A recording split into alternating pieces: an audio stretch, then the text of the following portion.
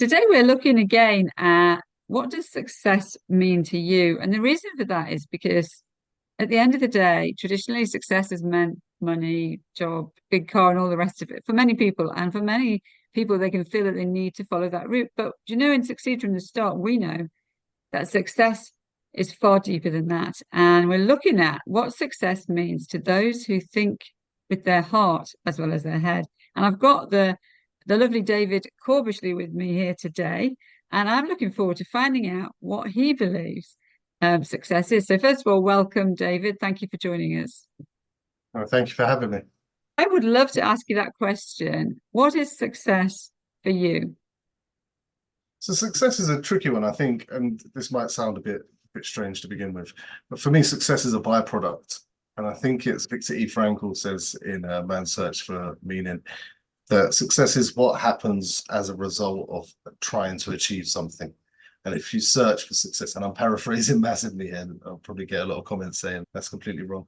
But when you're searching for success, it's very difficult to come by. But when you have a bigger goal or a bigger aim in mind, that's when the success comes along. And it's the same for happiness. If you're searching or hunting for happiness, it can be quite difficult to come by. But actually, happiness comes when you are striving for something bigger than you, for a purpose. So for me, that success is a byproduct of a bigger goal, of a bigger aim. And in that sense, whether or not I'm successful or not is measured against that goal and that aim. And I guess that is to help as many people live a happy, fulfilled, and fruitful life as possible. So other people's success then, I guess, would be vicariously my success. That's how I would measure my success. Obviously, there are key performance indicators within that.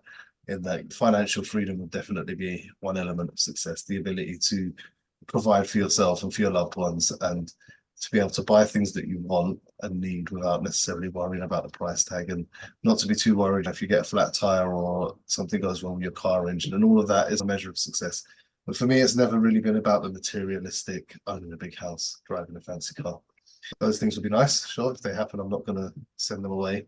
But really, the success is achieving those goals and helping other people achieve their goals that feed into my fundamental goal. So yeah, those two things. It's a byproduct of having a purpose, and it's other people's success is my success. You've spoken like somebody who certainly lives from his heart rather than his head. So I love to hear that, because for many people that I work with, that is where success starts. It's success in, like I say, it's a word, and it's the feeling of fulfillment. And very often that fulfillment comes from the people that you help. And that sounds like it is for you. So what kind of success then, or what results do you help your clients get? So the initial result and initial success that we always have is understanding where they want to be. So whether you use it, call it the Japanese concept of ikigai or purpose, whatever that might be, understanding a vision, a clear vision, and having a clarity of vision and a direction for where they want to be.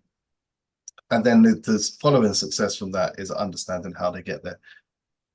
For me, so I work on there are four core elements that I do with all of my clients, whether it's personal coaching or business coaching, or even in a self-defense class. We look at the being, the sense of self first, and how we can improve that and boost that. And then we work on energy levels and making sure energy levels are constant. So when we work in schools, a lot of the kids are like, oh yeah, I've got loads of energy. I'm a 10 out of 10 for energy. But their energy isn't being channeled productively. And it's like, all right, are you using your energy productively, or are you using your energy to wind up your teachers? And if you're winding up your teachers, then your energy can't be a 10 out of 10. So it's not just about having energy, it's about using it purposefully and productively, and also having it consistently. It's easy to be energized after you have a meeting with a coach. When I come off a call with my own coach, I feel really energized. It's whether that energy then stays consistent going forwards. And then the next element is relationships. So relationships with other people and relationships with ourselves. And obviously, we want to work on our relationship with ourselves first, and then we can work on our relationship with other people. Again, with kids a lot, they're like, oh yeah, well, I get on with all my friends. It's really good. It's easy to be nice to people you like.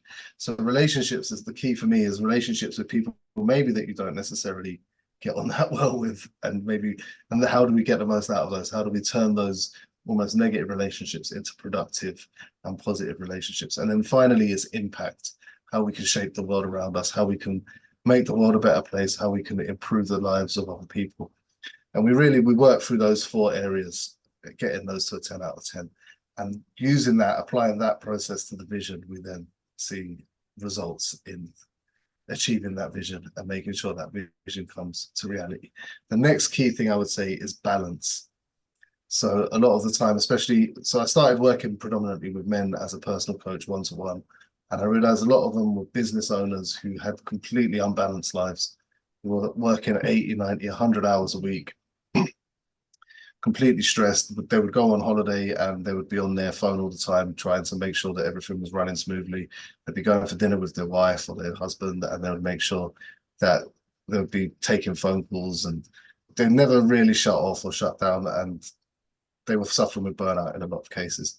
So it's that balance, making sure that you are being productive when you are meant to be being productive, but you are also taking time to rest and recuperate and make sure that those things, we don't live to work, we should be working to live, right? And so it's making sure that the reason you're running a business or the reason you're doing what you're doing it for the right reasons. And it's not, again, it's that word, it comes back to that word success. Is success another £1,000,000 in the bank? Is that going to make you happy? Or is success feeling like you've accomplished something, or feeling like you have good relationships with the people that care about you, feeling like you'll leave a positive legacy, whether that's within your own family or in the wider community. So those are the key things, I think, is vision, understanding where people are and how to get where they want to be, and then finding that balance, achieving that balance. And from that balance comes freedom. I love that. Thank you very much for sharing that. So how could people get in touch with you if something you've said has resonated with them and they would love to talk a bit more about it? So the best way is probably to go via LinkedIn and start a conversation via LinkedIn. I do have websites. They tend not to get as much traction as LinkedIn, but yeah, they can find me on LinkedIn and they can just drop me a message, or they can book an appointment directly from there, and we can have a first initial chat.